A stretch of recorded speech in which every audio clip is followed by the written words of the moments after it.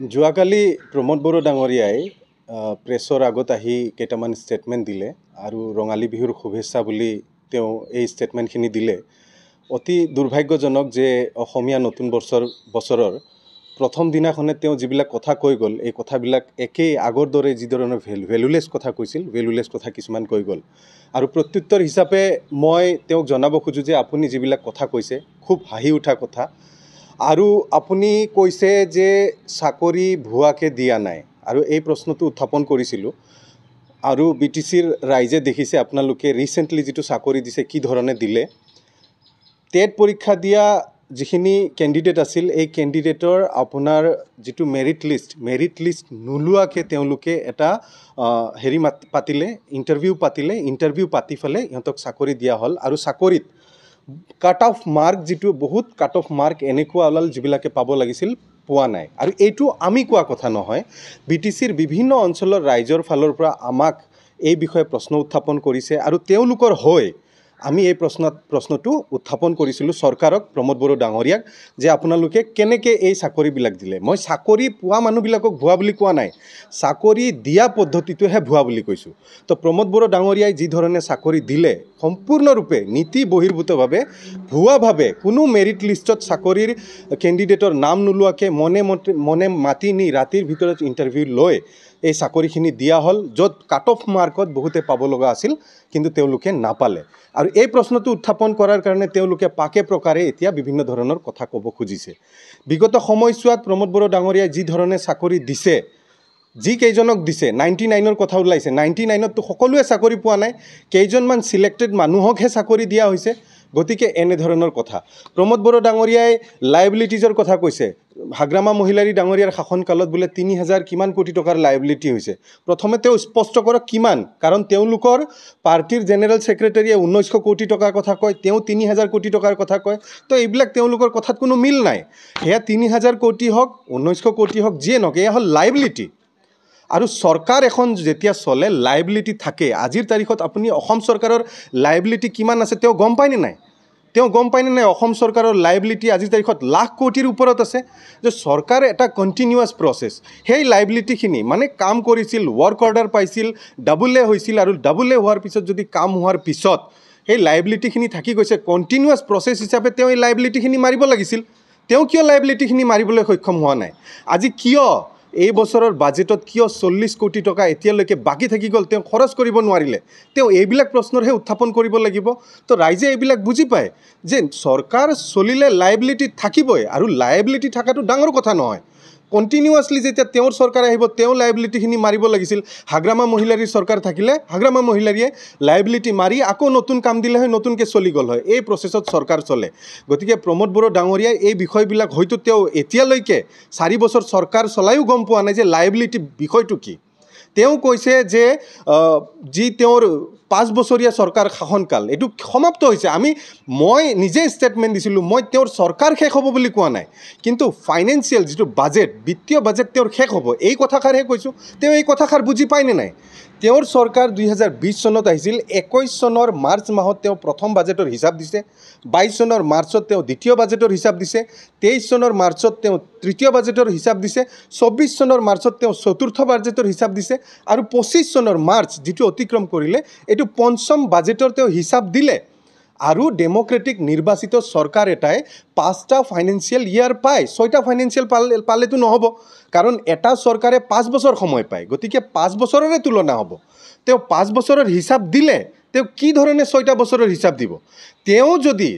তেওঁ যদি ভুলতো যদি তেওঁ পুনৰাই চিফ হয়, তেতিয়াহ'লে তেওঁ পৰৱৰ্তী চিফ হিচাপেহে তেওঁ হিচাপ দিব। তেওঁ এইবাৰৰ চিফ হিচাপে হিচাপ দিব নোৱাৰে, কাৰণ পৰৱৰ্তী বাজেটটো হ'ব 2026 চনৰ মাৰ্চ মাহত। তো 26 চনৰ মাৰ্চত তেওঁ চিফ হৈ থাকিব নোৱাৰে, তেওঁ হিচাপ দিব পাৰিব নেকি? তেওঁতো হিচাপ দিব নোৱাৰে। গতিকে এইষাৰ কথাই কোৱা হৈছে। গতিকে তেওঁ কি ধৰণে কথা কয়, কি কৈ আছে ৰাইজক, তেওঁ এতিয়া এনেকৈ ভাবিব নালাগে আগত যেনেকৈ ডিভাইড আছাম 50-50 বুলি কয় লাখ লাখ জনতাক যে পিছত আনিব পাৰিছিল কথাৰ চলেৰে, এই কথাৰ চল তেওঁ নাই, এই ক্ষমতা তেওঁৰ নাই। এতিয়া তেওঁ এনেকৈ লাখ লাখ জনতাক তেওঁৰ কথাত ভুল নাযায়। তেওঁ কৈ আছে কি হাগ্ৰামা মহিলাৰী ডাঙৰীয়া চিফ হ'ব নোৱাৰে। তেওঁ হ'ব নোৱাৰিলেও হাগ্ৰামা মহিলাৰী ডাঙৰীয়া চিফ হ'ব নোৱাৰে। তাৰ মানে কি? তাৰ অৰ্থ তেওঁ কি বুজাব খুজিছে? হয় তেওঁ হ'ব, নহয় হাগ্ৰামা মহিলাৰী হ'ব।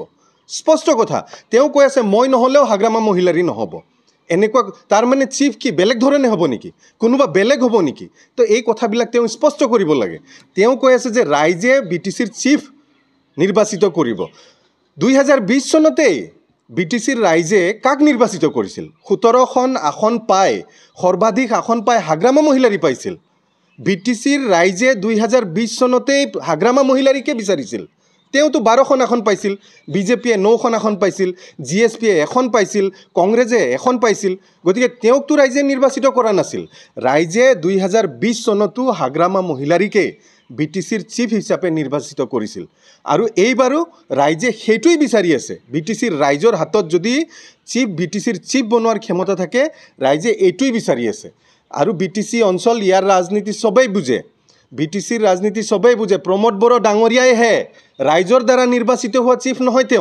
তেওঁ সাল চক্ৰান্ত কৰি নিৰ্বাচিত হোৱা চিফ আৰু 2025ৰ যিটো ছেপ্টেম্বৰ মাহৰ যিটো নিৰ্বাচন হ'ব এই নিৰ্বাচনত প্ৰমোদ বড়ো ডাঙৰীয়া ৰাইজৰ আশাত চিফ হৈ থাকিম বুলি ভাবা নাই তেওঁ এইটো ৰাইজেও বুজি পায় তেওঁ কি ধৰণে চিফ হ'ব বিচাৰে তেওঁ কি ধৰণৰ চক্ৰান্ত কৰি চিফ হ'ব বিচাৰে এইটো ৰাইজে ভালকৈ বুজি পায় BTCৰ ৰাইজে বিভিন্ন জাতি জনগোষ্ঠীৰ ৰাইজে হাগ্ৰামা মহিলাৰীক পুনৰাই BTCৰ চিফ হোৱাটো বিচাৰিছে প্ৰমোদ বড়ো ডাঙৰীয়াই আমাক ক'ব খুজিছে আমি কেনে ধৰণৰ ৰাজনীতি কৰোঁ তেওঁলোকৰ যি IT সেল এই IT সেলে দুদিন আগতে হাগ্ৰামা মহিলাৰীৰ যি মৰ্ফ ভিডিঅ' এডিট কৰি ফেলে বিভিন্ন জাতি জনগোষ্ঠীৰ প্ৰতি কি ধৰণৰ মেছেজ দিব খুজিছিল এইটো কি প্ৰমোদ বড়ো ডাঙৰীয়াৰ অজানিতে হৈছে এইটোতো প্ৰমোদ বড়ো ডাঙৰীয়াৰ অজানিতে হোৱা নাই কাৰণ সমগ্ৰ UPPL দলৰ যিবিলাক ছ'চিয়েল মিডিয়াত এক্টিভ সকলোৱে মিলি একেলগে হাগ্ৰামা মহিলাৰী ডাঙৰীয়াৰ যিটো এডিটেড ভিডিঅ' প্ৰচাৰ কৰিছে এইটো কি প্ৰমোদ বড়ো ডাঙৰীয়াৰ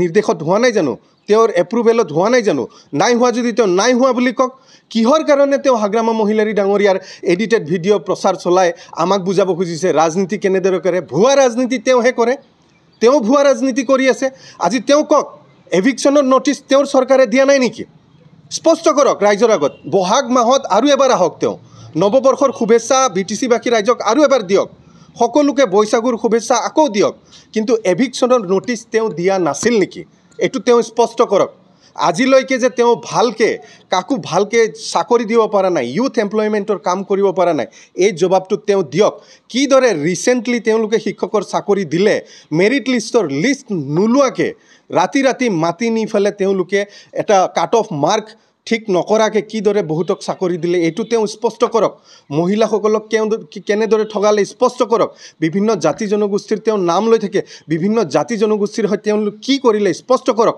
শৰণীয়াসকলক কিদৰে ঠগাই আছে তেওঁলোকৰ ST চাৰ্টিফিকেট কাটাৰ কাৰণে নৱশৰণীয়াক টিকেট নিদিলে এইবিলাক কি শৰণীয়াসকলে বুজি পোৱা নাই নেকি মাইনৰিটিসকলৰ এভিকশ্যন নটিচ দি মাইনৰিটিসকলে তেওঁক বুজি পোৱা নাই নেকি আজি আদিবাসীসকলক ST জনজাতিকৰণ তেওঁ কিবা ষ্টেণ্ড দিছে নেকি দিয়া নাই জানো তেওঁ দিছে ষ্টেণ্ডটো দিয়া নাই তেওঁ আদিবাসী জনজাতিকৰণত কোচ ৰাজবংশীৰ জনজাতিকৰণত কিবা ষ্টেণ্ড দিছে নেকি বৰং তেওঁৰ ষ্টেণ্ডটো কমপ্লিটলি উল্টা তেওঁ কৈছে কোনো পধ্যেও আদিবাসী আৰু কোচ ৰাজবংশীক ST দিব নালাগে এইটো তেওঁৰ স্থিতি বিভিন্ন জাতি জনগোষ্ঠীক লৈ গতিকে এইবিলাক স্পষ্ট প্ৰমোদ বড়ো ডাঙৰীয়াই চলাহী কথাৰে মানুহক আৰু যে ভুৱাকৈ চলাব পাৰিব এইটো অসম্ভৱ তেওঁ নোৱাৰে তেওঁৰ কথাৰ আজিৰ তাৰিখত ভেলু নাই তেওঁৰ কি কৰিব পাৰিলে আজিৰ তাৰিখত হিচাপ দিয়ক ফলছ প্ৰপাগাণ্ডা মিছা প্ৰপাগাণ্ডা এডিটেড ভিডিঅ' এইবিলাক প্ৰচাৰ চলোৱা তেওঁ বন্ধ কৰক তেওঁৰ যি ভেৰণীয়া গুণ্ডা বাহিনী আছে এইবিলাকক